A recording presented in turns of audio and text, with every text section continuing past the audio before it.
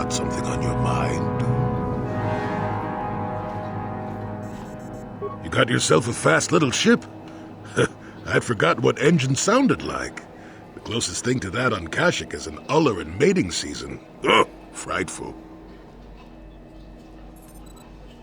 Or it could be for the free food.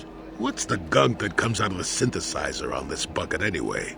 Do you never clean the darn thing? How impatient can one person be? You must have driven your mother mad. All that gurgling and fussing. Babies are cute, but annoying. You know, you remind me of someone else I knew ages ago. Pleasant enough fellow, great destiny, all of that. Breath like a bantha. Oh, very funny. Is it my fault that some people are so easily annoyed? They're like impatient little children with blasters. Anyway, where was I? Oh yes, Andor Vex was his name. The force swirled around him like a hurricane. That's how great his destiny was.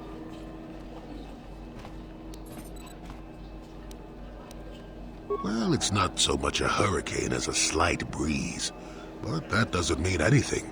Destiny is sometimes in the eye of the beholder. Well, it turned out that poor Andor believed a wee bit too much in the infallibility of that destiny. That overconfidence turned out to be his downfall. I don't know. Are you overconfident? I hadn't noticed. Even if I had, I would never comment on it. We're talking about Andor, remember? Let's see. Oh yes, Andor's downfall. I was pretty young myself when it happened. At the time, I thought that Andor's destiny couldn't be more boring.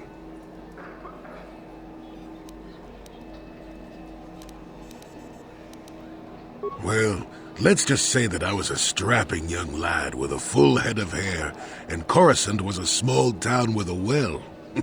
I was just about to abandon Andor to whatever the Force intended for him when his ship was overtaken by a Dimian warship.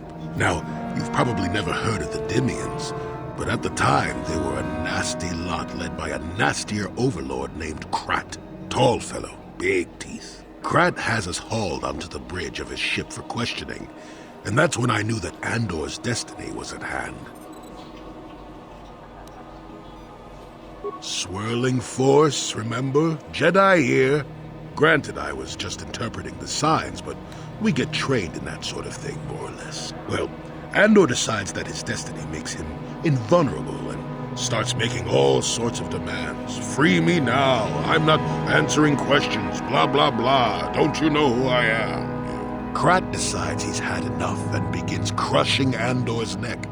I told the boy he should have kept his mouth shut. I think he agreed, too, or those could have just been gurgling noises. Oh, well, anyway. Finally, Krat has enough of Andor and tosses him aside into this giant energy intake shaft. Andor gets sucked in and starts bouncing around, screaming. Maybe Andor hit something sensitive on the way down, or just didn't agree with the reactor core. Next thing I know, all the ship's alarms are ringing. Everyone panics, and I run, barely making it to the ship in time before the explosion. Krat dies horribly, and the Dimians never quite recovered. Changed the political course of the entire sector for centuries to come. I'd call that quite a destiny, wouldn't you?